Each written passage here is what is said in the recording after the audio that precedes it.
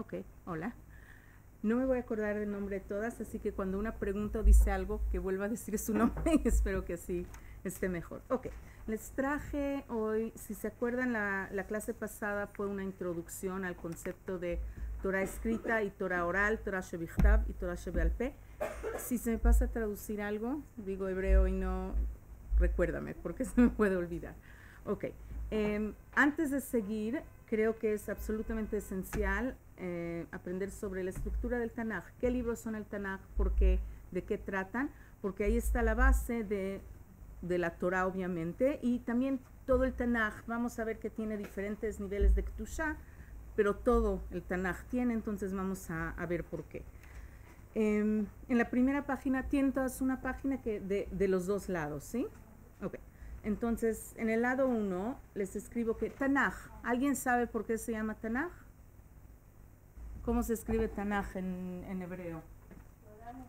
Exacto. Entonces es Tav, Nun y Haf Sofit, que en realidad es Kaf. Entonces esto es Torah, esto es Nevim y esto es Ktuvim. Que obviamente esta sería una Kaf normal y no una Haf Sofit, pero... Ok. ¿Cuál es el...? Sí, ¿entendieron? Es un acrónimo de las palabras Torah, Nevim, Ktuvim. ¿Qué quiere decir cada uno? ¿Qué es Torah?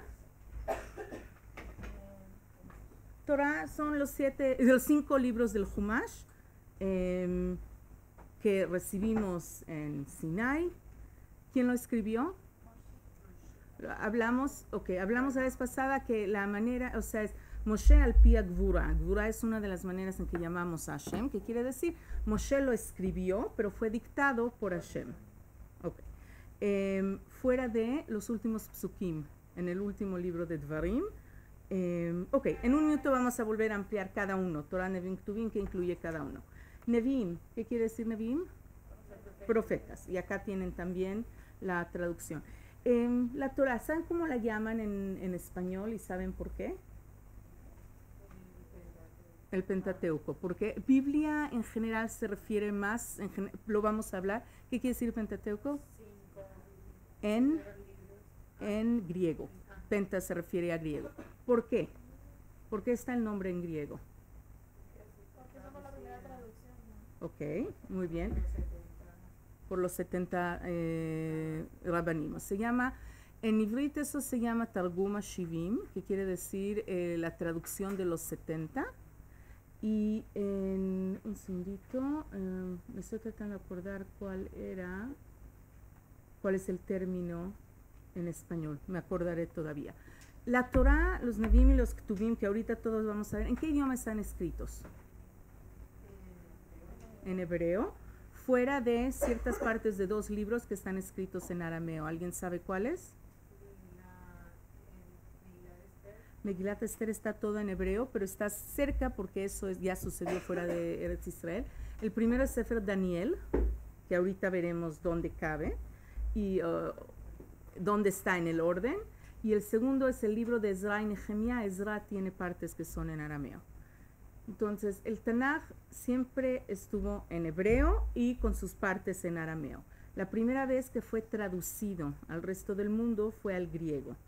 Para nosotros eso se considera como algo malo, no algo positivo, sino algo que Am Israel tuvo que hacer porque no tenía otra opción. El rey que hizo que lo hagan era Ptolomeo III de Egipto. En esa época los reyes de Egipto, conocen a la famosa Cleopatra, estoy segura. Ella era griega, de la misma manera que Ptolomeo era griego. Era una familia griega que eran los faraones en Egipto por muchos años. Entonces Ptolomeo III era uno de ellos. Y él quería, en el mundo antiguo, hoy en día si uno vive en Israel, lo juzgan de acuerdo a las leyes de Israel. Se va a México, lo juzgan de acuerdo a las leyes en México. Se va a Argentina, lo van a juzgar así. En el mundo antiguo no funcionaba así.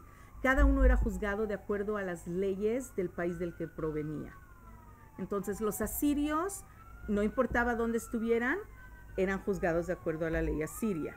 Los egipcios eran juzgados de acuerdo a la ley egipcia. Entonces Ptolomeo III estaba juntando códex de leyes de todos los diferentes pueblos que forman parte de su imperio, para saber cómo juzgarlos de acuerdo a sus reglas.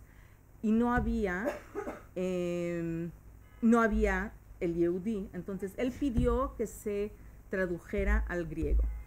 La razón por la que la traducción es problemática es porque estoy segura que si han leído un libro, leer un libro que se escribió en español no es lo mismo que leer un libro que se escribió en otro idioma que fue traducido, porque se pierde mucho en la traducción. No se encuentran las mismas palabras o el orden del idioma es diferente. Y para nosotros el Tanaj, ¿y qué pasa si un Sefer Torah tiene una letra que no es igual a la otra? Ya no es kasher. ¿Tenemos diferencias hoy en día entre un Sefer Torah Sfaradí y Ashkenazí? Existen, si no me equivoco, dos, y ambas son de Kri Uchtiv, que quiere decir, ambas son, que era el sonido, digamos, U, sin Vav o con Vav, o algo así. O sea, son cambios, pero piensen que ya llevan más de 1000 años en que cada uno estuvo haciendo su propio Sefer Torah, en que no había comunicación entre ellos. Y de todas formas, cada palabra que aparece en la Torah tiene que ser exactamente. Entonces, imagínense el riesgo de gente que se pone a traducir la Torah sobre todo, pero el Tanaj en general. Pueden haber muchas diferentes opciones, pueden haber muchos errores. Entonces, el Nes, el milagro con esto, ya me acordé, el nombre en griego se llama Septuaginta, que viene de la palabra 70. Sí. Entonces, pusieron a 70 Rabanim a cada uno en un Targum Hashivim, que quiere decir traducción de los 70. A cada uno de estos 70 sabios en un cuarto diferente, y todos salieron con la misma traducción. Entonces el hecho de que por lo menos la primera traducción fue unificada y había solo una manera de, bueno, interpretarla, cada uno puede interpretar como quiera, pero el hecho de que el texto era el mismo ya era una ganancia. Entonces se tradujo por primera vez al griego, de ahí se tradujo al latín, y también del latín se tradujo a la mayoría de los idiomas que nosotros conocemos, especialmente el español. En muchos de los nombres que tienen los libros en español, o que han oído o que no saben qué quiere decir esa palabra, vienen del griego, y ahorita vamos a ver por qué se llaman así. Entonces, uno de los primeros, dijimos, es el Pentateuco, que quiere decir los 5 libros. Penta, 5 en griego. Nevim, dijimos, es profetas. Y Ktuvim quiere decir literalmente escritos. Entonces todavía vamos a ver qué es cada uno de ellos.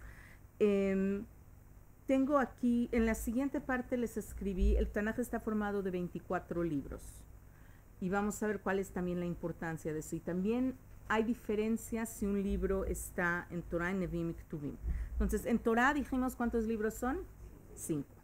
En Nevim, 8. Nevim Rishonim son 4 libros y Nevim Achronim son 4 libros, que aquí yo escribí 3 libros y Treyasar. Porque ¿qué es Treyasar? Treyasar, primero es en arameo, quiere decir la palabra 12. Y segundo es el compendio de 12 profetas cortitos. No es que tienen relación entre ellos. ¿Saben qué? Veamos el primero. Los Nevim, les voy a explicar Treyasar más adelante cuando veamos uno por uno qué hay. Y el último es Ktuvim, que dice cuántos libros tenemos en Ktuvim. 9 libros. 3 que son Emet. Emet simplemente es nuevamente un acrónimo que ahorita les voy a escribir. Como suena, 5 Megilot y 3 libros más. Entonces vamos a ir uno por uno a ver cuáles son estos libros, qué incluyen y cuál es la diferencia. Torah. En Torah yo creo que conocemos la mayoría de los libros, si no todos. Bereshit se llama Génesis. ¿Qué quiere decir Génesis? El inicio, el comienzo. Es bastante obvio. En el caso de Bereshit, Génesis es la traducción literal. Shemot, Éxodo. ¿Por qué Éxodo? Éxodo es salida y se refiere a la salida de Egipto. Un nombre hace mucho sentido. Vaikra. Shemot es nombres porque es el primer pasuk de Sefer Shemot. El Shemot ne Yaakov asher yardu Mitzrayma. Estos son los nombres de los hijos de Jacob que descendieron a Egipto. Entonces van a ver que en hebreo los nombres vienen de acuerdo a cuál es la primera palabra, o tal vez si la primera palabra es al o le, no la van a tomar, pero cómo empieza el libro. Mientras que los nombres en español son mucho más, vienen del griego o del latino de ambos y tienen mucho más que ver con la esencia del libro, o sea, de qué trata. Entonces, en el caso de Bereshit, bueno, empieza con Bereshit y trata sobre Bereshit, entonces no hay problema. En el caso de Shemot, empieza con el Shemot, pero se refiere al éxodo de Egipto principalmente, entonces por eso recibe el nombre de éxodo. Vaikra.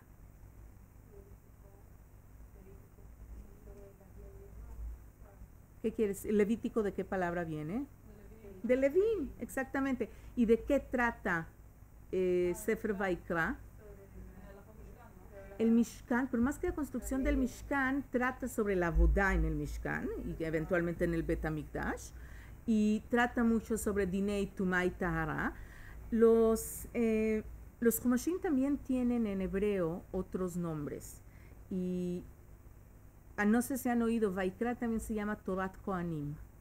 ¿Por qué? Porque es, Torah quiere decir la ley o lo que tiene que cumplir los Kohanim, porque de eso se trata el libro. Entonces la traducción levítico en realidad es una traducción de Torat Kohanim. Está haciendo, aunque dijeron ellos Levim en vez de Kohanim, pero se está refiriendo al segundo nombre que tiene Sefer Vaikra. Bamidbar, en el desierto. Se llaman números porque empieza Sefer Bamidbar con censos de población. Primero es el censo, ustedes han oído, estoy segura, cuando decimos cuántos salimos, Shishim Ribo, Yatsu, Abotenu Mitzray. ¿Quiénes eran los Shishim Ribo? De ejército, exactamente, como de 20 a 60 años, y estos son los censos que se hacen al principio de Sefer Bamidbar. Empieza el Sefer con un censo de cada uno de los Shvatim, cuántos hombres que pueden ser soldados hay en cada Shevet. Entonces es obvio en números, porque así empieza el Sefer, de eso trata, de checar cuánta población. Pero por el otro lado piensen que nos referimos a que el pueblo de Israel salió de Egipto con 600,000. Pero estamos hablando de 600,000 hombres entre ciertas edades, que además estaban casados, entonces ya estamos hablando de 1.200.000 personas, que además tenían hijos, porque todos los menores de 20 años no son contados, con una excepción. Hay una tribu que no la cuentan así, sino de manera diferente. ¿Alguien sabe cuál? Leví. ¿Por qué?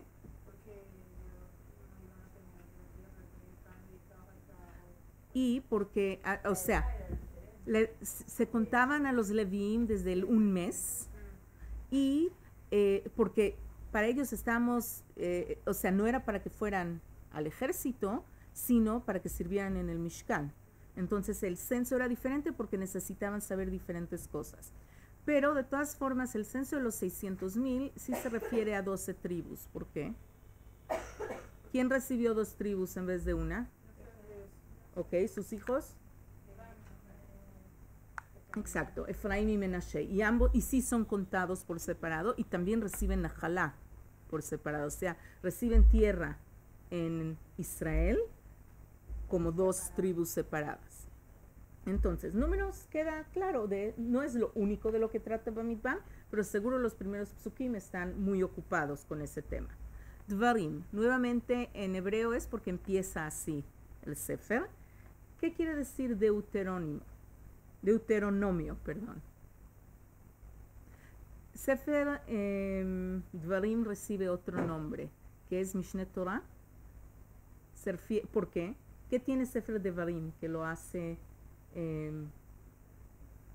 a lo que Sefer Dvarim en realidad reúne todas las mitzvot y los pactos con Hashem y todo lo que aparece en los otros Sfarim, lo junta y lo recuerda. Y si se acuerdan los 10 mandamientos y Aseret Hadibrot que aparecen 2 veces en la Torah, me imagino que en alguna clase han visto eso, que en uno de ellos aparece Shamor et Yom HaShabbat lekocho, en el otro dice Zachor et Yom HaShabbat lekocho. Diferencias así chiquitas. ¿Dónde aparece la segunda vez? En Sefer Dvarim.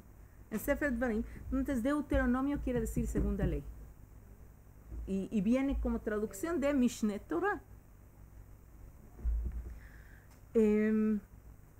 Todavía vamos a hablar más en el futuro sobre Torah Shebichtav y cómo lo entendemos y cómo se pasó y cómo se transmitió a las generaciones y también cómo se complementa con la Torah Shebe'al Peh. Por ahora quiero que nada más conozcan todo lo que está en el Tanaj. Nevi'im Rishonim, primeros profetas. Antes de hablar de profetas tenemos que hablar sobre la pregunta de Nevuah, de profecía. ¿Qué es profecía?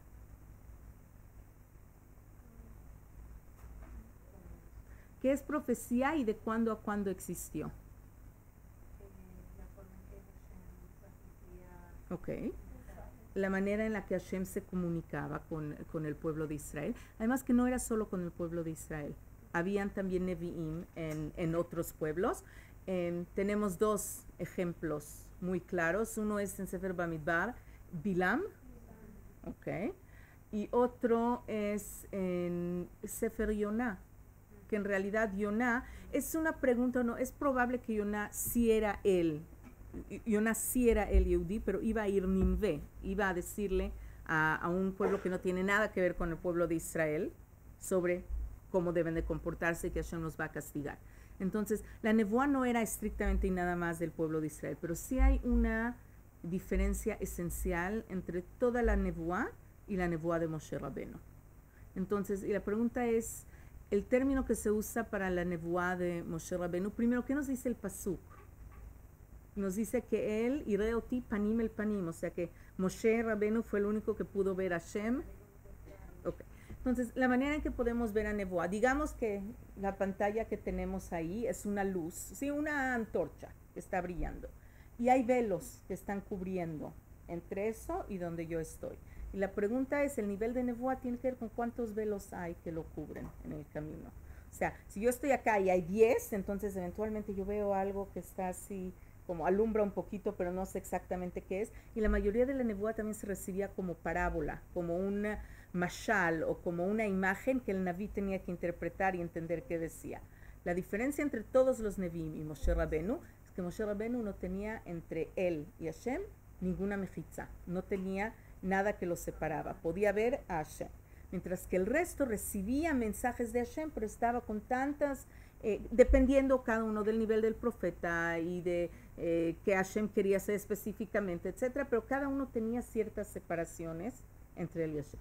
Moshe Rabbeinu fue la única persona que vio a Hashem. Cuando dice panim el panim quiere decir que lo vio directamente, después dice panay lo Israel, o sea que no lo vio de frente, sino que vio la parte de atrás. ¿Cómo se puede decir parte de atrás de Hashem que no tiene forma? No tenemos que entrar en todo eso, pero la idea es, la nevuá de Moshe Rabbeinu se explica como aspaklaria shemeira, quiere decir que puede ver de manera directa a Hashem, y es el único naví que hubo y que habrá que pudo hacerlo de esa manera.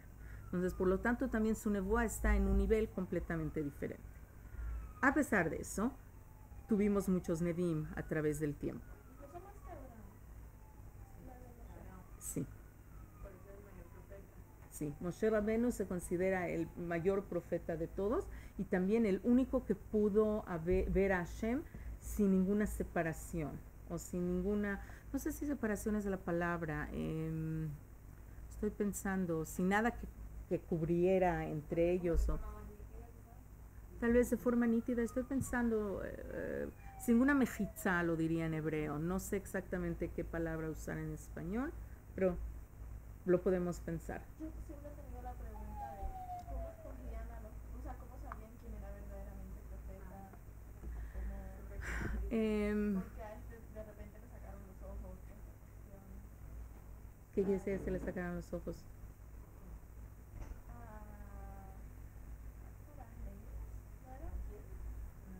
No que yo sepa, pero... No recuerdo muy bien, pero o sea, de que... hablas de Shimshon. No recuerdo. Ok. A Shimshon los plishtim, los filisteos, sí, le sacaron los ojos como castigo, pero podemos entrar a eso en algún otro momento. Es una buena pregunta, ¿cómo podemos saber?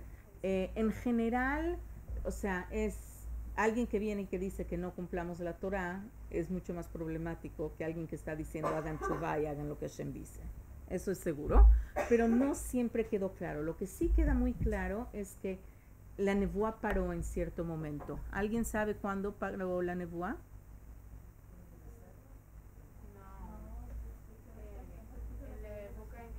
Después de la primera destrucción del templo. La última generación de Nevi'im, de profetas que tenemos, son los que todavía nacieron en Eretz Israel, antes del Jurban, incluso si su nevuá, si su profecía fue fuera de la tierra de Israel. ¿Qué me refiero? Por ejemplo, el Naví Yehezkel, que ahorita lo vamos a ver, prácticamente, él dice que su navua es Vishvi al Nearot Babel, dice, está sentado junto a los ríos de Babilonia y ahí recibe su profecía. Entonces, hubieron todavía Nevi'im o profetas en el primer exilio que duró, ¿alguien se acuerda cuánto? 70 años. Y cuando llegue Purim, les voy a dar una clase que a mí al menos me gusta mucho sobre los 70 años, pero llegaremos a eso en la continuación. Entonces todavía hubieron Nevi'im en esos 70 años, pero una vez que regresaron a Israel con el segundo Bet HaMikdash, existían todavía algunos Nevi'im que quedaban de esa generación, pero con ellos se acabó. Y después de eso ya no hay Nevuá en el mundo. Entonces primero, para la respuesta de un profeta, sabemos que después de eso no hay profetas, nada más dice que, o sea, que alguien, que los niños pueden tener profecía, o que alguien que no es completamente cuerdo puede tener profecía, pero en general la profecía, como era antes, desapareció del mundo. No, pero me refiero a ese entonces, ¿cómo sabían quién como tal lo estaba haciendo? Es una pregunta interesante, no siempre tiene una respuesta tan clara. Si quieres lo puedo checar más y decirte, o sea, lo puedo investigar más, pero sí entiendo a lo que te estás refiriendo, que siempre existía esa duda, aunque en realidad si dice algo de reprimienda, si se cumplan lo que Hashem les dice, porque si no va a haber una destrucción, en ese caso creo que es bastante obvio que, o sea, que debemos de cuidar las mitzvot y debemos hacer lo que nos dicen de una manera u otra. Pero lo puedo checar más y si quieres en una clase futura lo platicamos. Nevi'im Rishonim están divididos en dos grupos, Nevi'im Rishonim y Nevi'im Achronim. La diferencia es que los Nevi'im Rishonim siguen cierta cronología y también tienen un aspecto muy histórico, que ahorita les voy a explicar, mientras que los Nevi'im Achronim, obviamente cada uno sucedió en una época específica, pero son menos relato y más Nevuot, profecías. Entonces, Nevi'im Rishonim, el primero es Yoshua, ¿sí? Les escribí los nombres en español por si alguien alguna vez lo estudió en español y los nombres no le parecen conocidos, aunque en general yo voy a hablar de ellos en hebreo, ¿sí? Yoshua, que se traduce como Josué, ¿de qué trata? Ok, tiene dos partes, Yoshua es de quien recibe, o sea, si se acuerdan la Mishnah que vimos la semana pasada, ¿sí? Le transmitió la Torah a él y él es su sucesor, gracias. Yoshua es su sucesor y tiene dos trabajos importantes. El primero es Kibush Haaretz, que fue la conquista de la tierra de Israel, y el segundo es Halukat Haaretz, que es la división de la tierra de acuerdo a Shvatim, de acuerdo a las tribus. El segundo libro es Shoftim. ¿De qué trata? Jueces.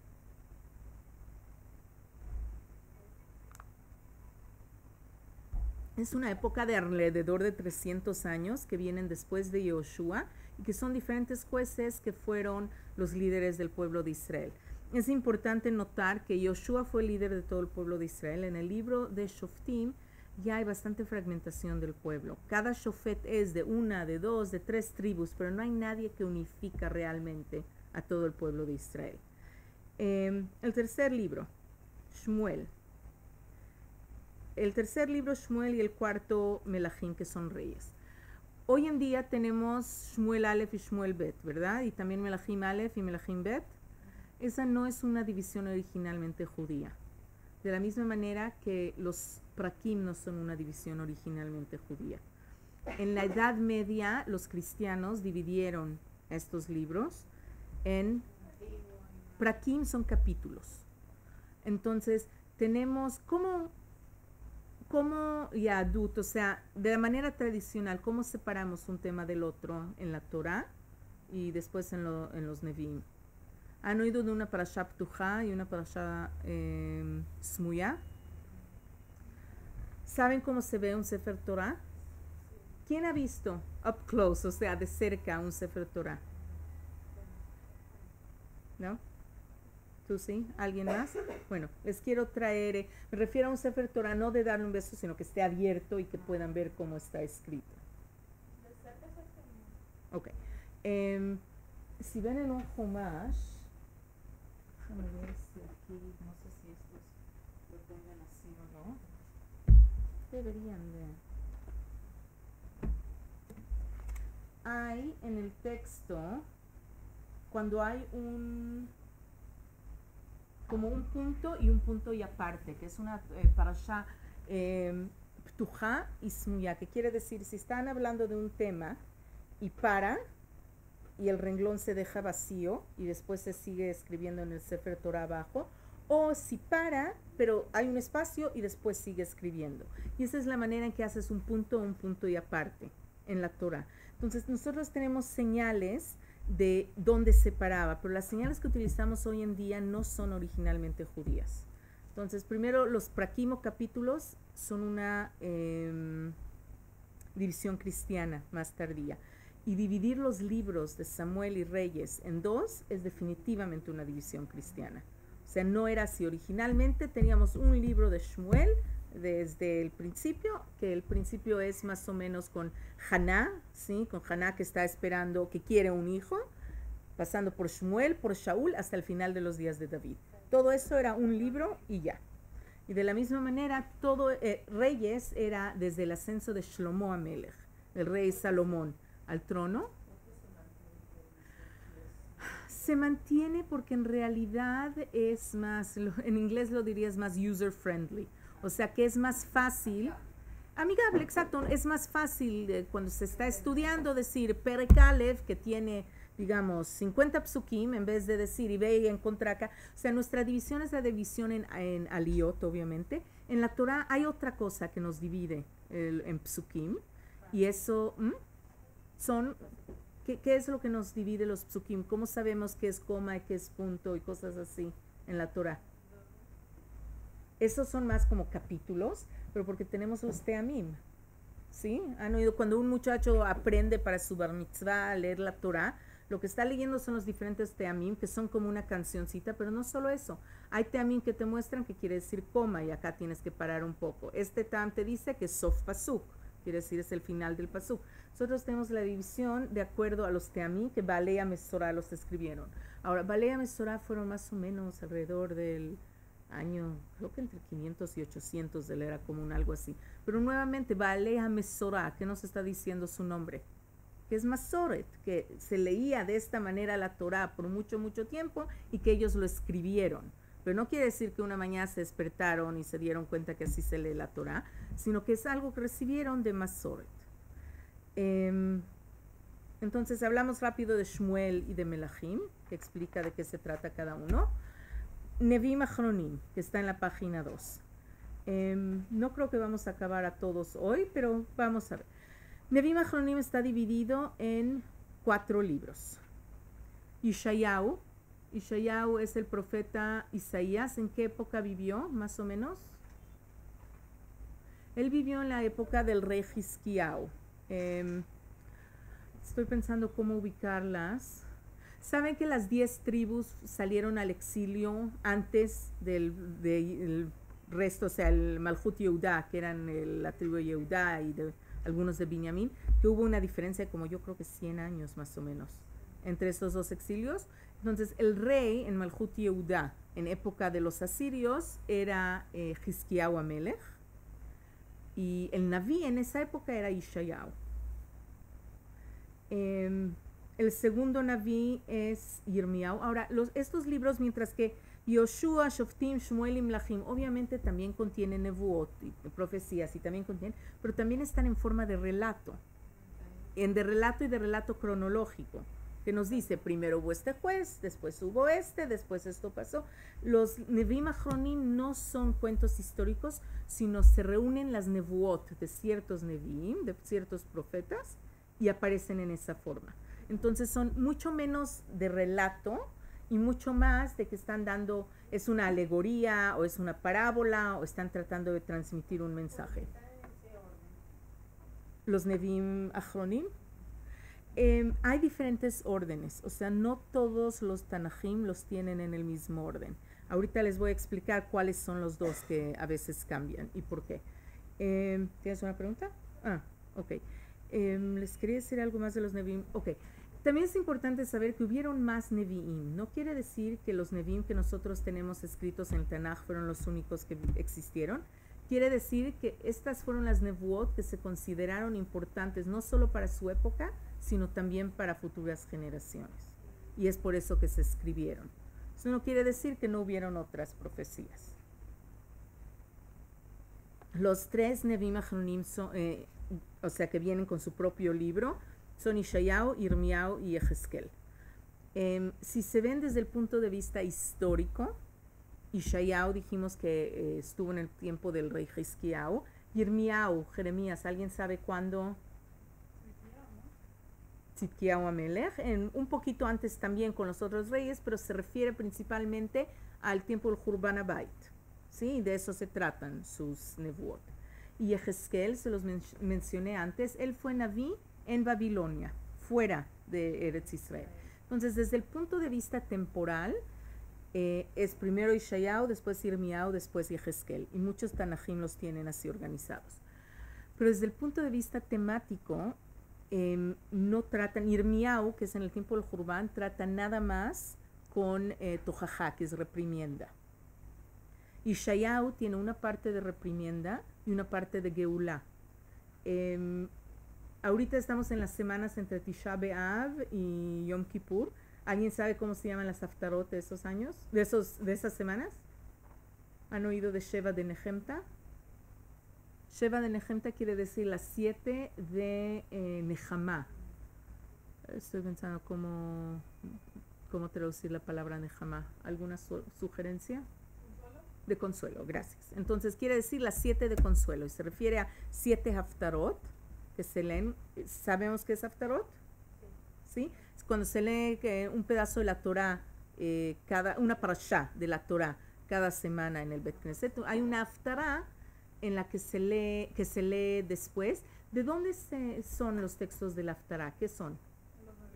De los Nevi'im. Y esa es una de las partes importantes de por qué importa separar entre qué son Nevi'im y qué son Ktuvim.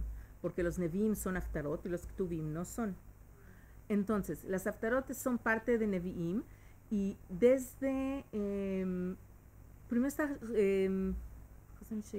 el Shabbat antes de Tisha B'Av se llama Shabbat Chazon, ¿sí? Es una nevuá de Ishayahu, de Chazon Ishayahu ben Amos, que habla de destrucción, que habla de reprimienda de lo que va a pasar al pueblo de Israel. Después de Tisha B'Av hay 7 semanas entre Tisha B'Av y Yom Kippur.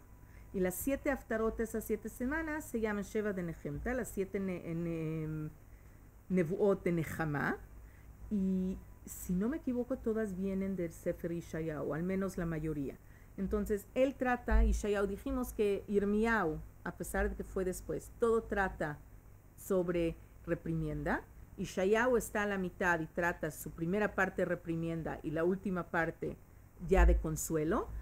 Y Yehezkel, Ezequías, trata todo de consuelo. Entonces hay gente que los organiza no de quién vivió antes, sino por tema. Entonces ponen primero a Irmiyahu, que es todo de reprimienda, ponen a Ishayahu a la mitad, que es medio y medio, y a Yehezkel al final. Y ambas organizaciones son aceptables. O sea, pueden ver diferentes tnajim, en unos aparece así y en otros, ¿perdón?